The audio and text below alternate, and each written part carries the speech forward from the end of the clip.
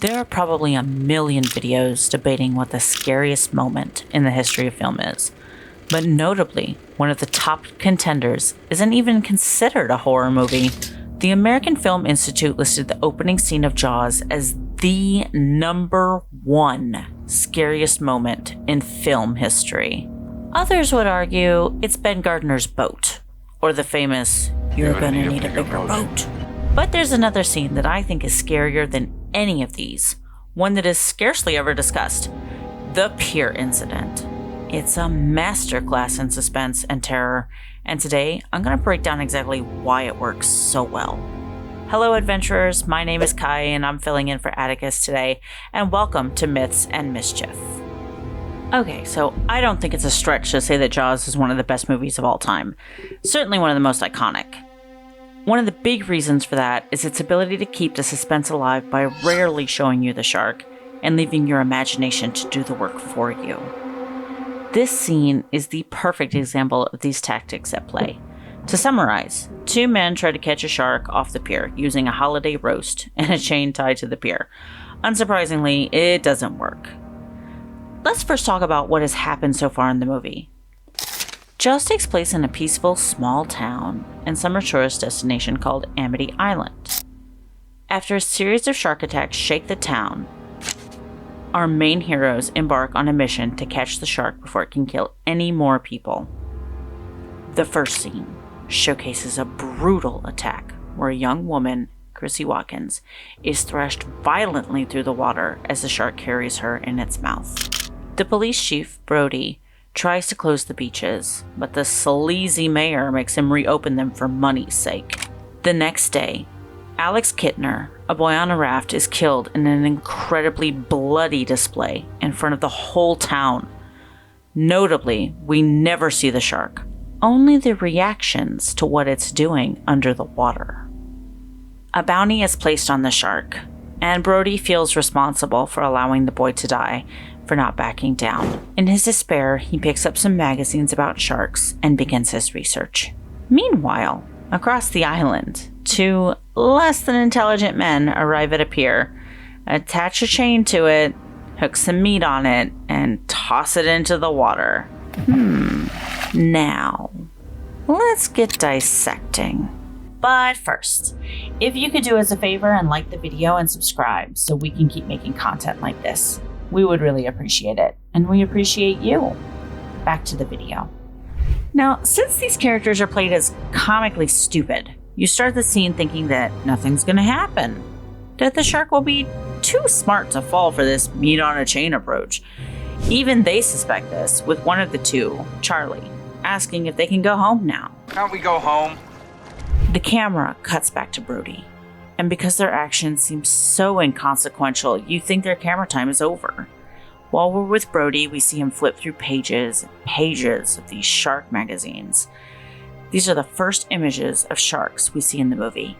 Every image we see is more disturbing than the last. They're sharks in the wild, sharks that have been caught, with a direct size comparison to the people who caught them. A beach full of people. The exact scenario that Brody finds himself needing to protect. Close-ups in the wild. One of a shark feeding. 6 men framed in a giant jawbone. Every picture with special focus on its mouth, its teeth. As we see the reflection of the pages turning in Brody's glasses, as the concern on his face grows, the focus changes from sharks to medical images of survivors of shark attacks, as well as images of people who weren't so lucky, cadavers with chunks of flesh missing. We'll blur them for the sake of the video, but trust me, it's disturbing. The images stick in your mind, especially with all the pictures we just saw that put special focus on the teeth, the jaws. Now, we are conditioned to know exactly what happened to Chrissy and Alex, exactly how big that mouth is, and how much destruction it can cause to whatever person is unfortunate enough to be its target. The camera lingers on one of the cadaver photos before we cut back to the pier. Here, the chain begins to unravel as something takes the bait. Is it the shark? Is it the current? We don't know. Then the classic 2-note theme begins to play, the music that is now synonymous with sharks. As the men get closer to the end of the pier, you wonder if they'll fall in or if the shark will jump out of the water.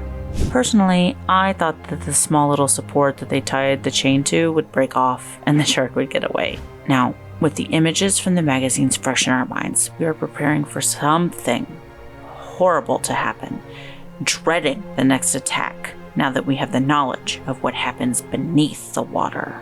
Even with that conditioning, though, nobody is prepared for what comes next. The man, Charlie, is dragged a short way on the pier until he slips off and he starts swimming back. Far too slowly. Then we get one of my favorite shots in the history of film. At this point, Charlie's friend starts panicking, shouting for Charlie to go faster. He makes it back to the pier, but he can't get his feet up. As this happens, the pier gets closer and closer. Charlie's feet are pulled up, and the broken piece of the pier washes harmlessly on the shore with the tide, as if this whole thing was their imagination. This whole scene is pure cinematic genius.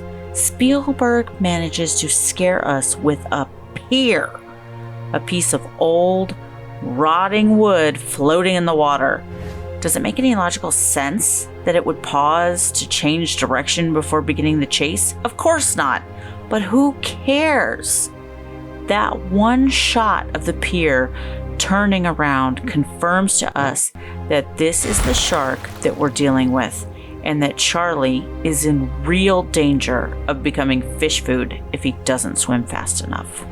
And with the memory of the prior scene's haunting imagery, our imaginations are going wild with what Charlie will look like when the shark is through with him. This also sets the precedent for how the shark's presence will be announced for most of the film. Objects floating in the water attach to the shark in some way.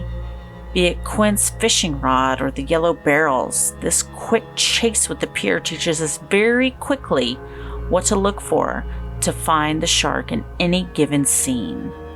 And if we didn't have that brief scene with Brody to condition us, we wouldn't know what to imagine those objects are attached to, or how horrible an attack actually is.